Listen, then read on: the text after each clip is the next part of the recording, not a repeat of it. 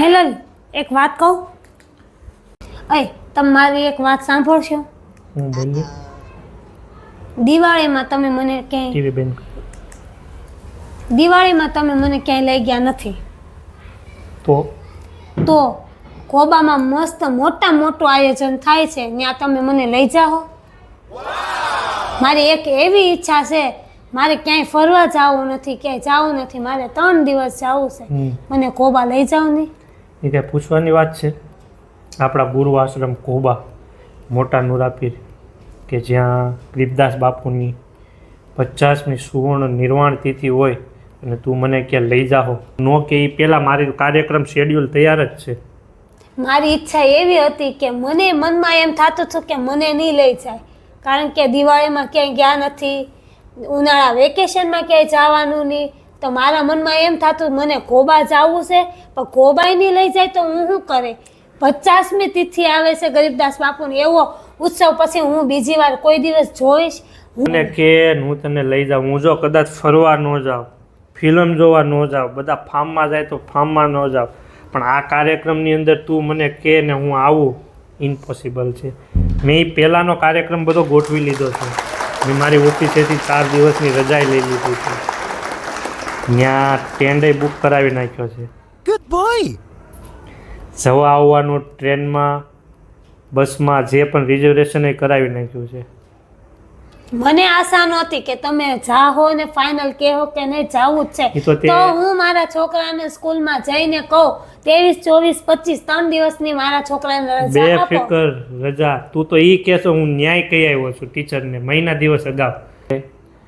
ગરીબદાસ બાપુની 50મી સુવર્ણ નિર્વાણ તિથિ 3 દિવસના યજ્ઞ છે. 251 કુંડ યજ્ઞ.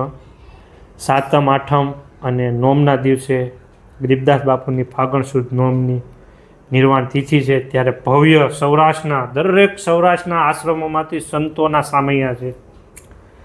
અને રાત્રિ દરમિયાન સૌરાષ્ટ્રના નામાંકિત વ્યક્તિઓ સંતવાણી ભજનનો કાર્યક્રમ છે. અને હા મિત્રો, કોઈ લોકો એમ કહેતા હોય કે આ ગુરુ આશ્રમ, પણ ના મિત્રો, 18 વર્ણના લોકો આની અંદર હાજરી આપી શકે છે. ભવ્ય આયોજન છે, જાહેર આમંત્રણ છે કે ત્યાં આવતા લોકોને રહેવાની, જમવાની, બપોરને સાંજ અને રહેવાની પણ વ્યવસ્થા છે. સવારે નાસ્તાની પણ. તો દરેક લોકો મનમાં શંકા કુશંકા હોય તો દૂર કરી નાખજો.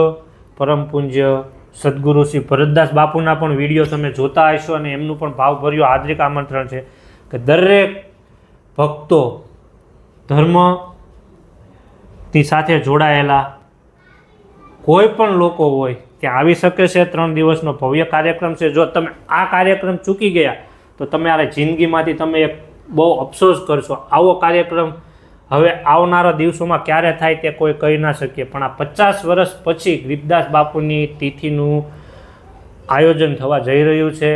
અત્યારે કોબાની અંદર સભા મંડપ પણ બની ગયો છે. 251 કુંડી યજ્ઞ પણ તૈયાર થઈ ગયા છે. અને આજ 15 દિવસથી ભવ્ય આયોજન ત્યાં થઈ રહ્યું છે. એના વિડીયો આપણે સોશિયલ મીડિયાની મારફતથી જોઈ પણ શકીએ છીએ. ભાવભર્યું આમંત્રણ છે, ચોક્કસથી પધારજો. તારીખ ફરીવાર તમને જાહેર કરી દઉં, બીજા મહિનાની 23, 24 ને 25.